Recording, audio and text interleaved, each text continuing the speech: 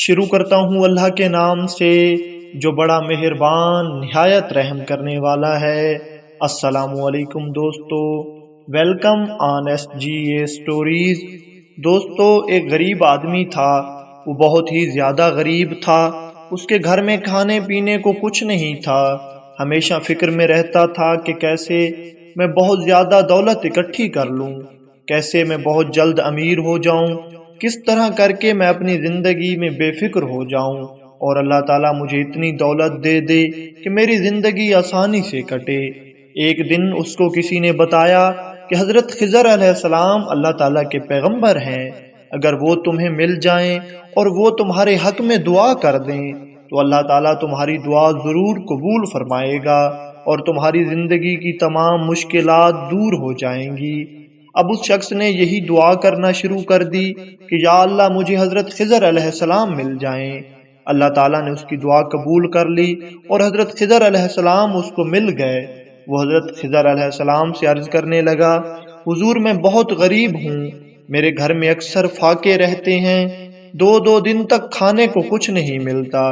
حضور میرے حق میں دعا کر دیں کہ اللہ تعالیٰ مجھے اتنا امیر کر دے کہ میں اپنی زندگی میں بے فکر ہو جاؤں اور میری زندگی سکون سے گزرے۔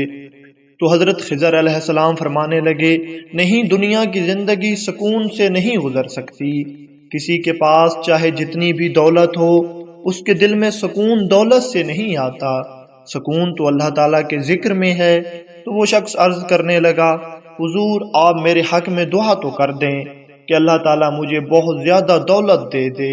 حضرت خضر علیہ السلام فرمانے لگے، اچھا تم اس طرح کرو کہ جاؤ 3 دن دنیا میں دیکھو کہ جو شخص تمہیں سب سے زیادہ پرسکون نظر آئے، جس کی زندگی میں تمہیں سکون زیادہ نظر آئے، تو مجھے بتانا، میں اللہ تعالیٰ سے دعا کروں گا کہ تمہیں اس طرح کی زندگی عطا کر دے۔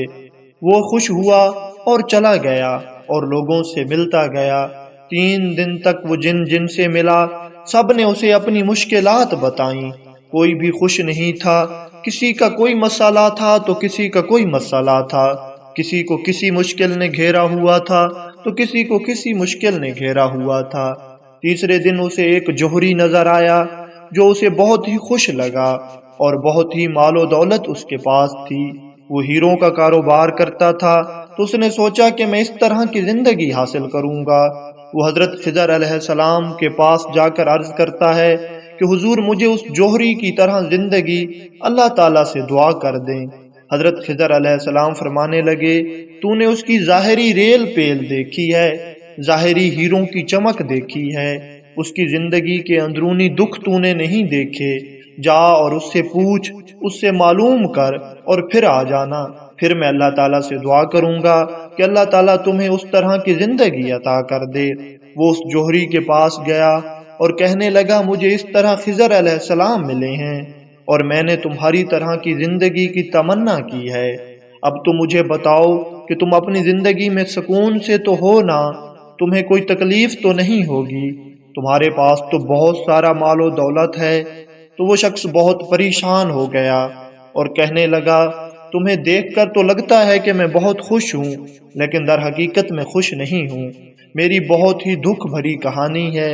تو وہ شخص کہنے لگا، اتنی مال و دولت ہونے کے باوجود بھی تم دکھی ہو؟ تو کہنے لگا، اگر تم پسند کرو تو میں اپنی کہانی تمہیں سناتا ہوں۔ میں اپنی بیوی سے بہت زیادہ محبت کرتا تھا، خدا نے اسے کسی مصیبت میں ڈالا اور وہ بستر مرگ سے جا لگی اور بیمار ہو گئی۔ اس کا آخری وقت آ گیا تھا تو میں رونے لگا اور اس سے کہنے لگا، میں تمہارے بغیر زندہ نہیں رہ سکوں گا اور کبھی بھی دوسری شادی نہیں کروں گا۔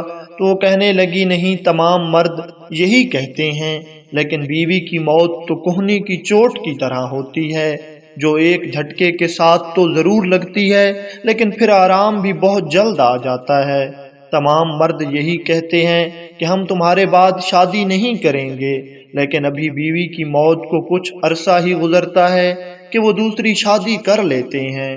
میں اس سے کہتا ہوں کہ نہیں، میں ایسا نہیں کروں گا، اور جس کام کے لیے شادی کی جاتی ہے میں اسے ہی ختم کر دوں گا، اور میں نے اس کے سامنے اپنے نفس کو ختم کر دیا۔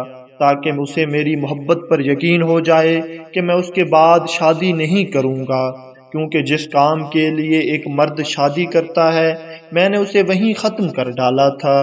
خدا کا کرنا ایسا ہوا کہ جیسے ہی میں نے یہ کام کیا تو ادھر میری بیوی بھی صحت یاب ہو گئی۔ جب وہ صحت یاب ہوئی تو مجھ سے کہنے لگی تم نے یہ کیا کیا؟ اب تم میرے لیے ایسے ہو جیسے ایک بیکار درخت ہو اور اس پر کوئی پھل ہی نہ ہو۔ تو نے اللہ تعالیٰ کی نعمت کی بے قدری کی ہے۔ اللہ تعالیٰ نے تجھے ایک نعمت دی تھی اور تم نے اس کو ایسے ہی ضائع کر دیا ہے، لیکن افسوس کہ میں تمہارے لیے یہ نہیں کر سکتی۔ میں تمہارے لیے اللہ تعالیٰ کی دی ہوئی نعمت کو ضائع نہیں کرتی، اور مجھے اپنی اب خواہش بھی تو پوری کرنی ہے۔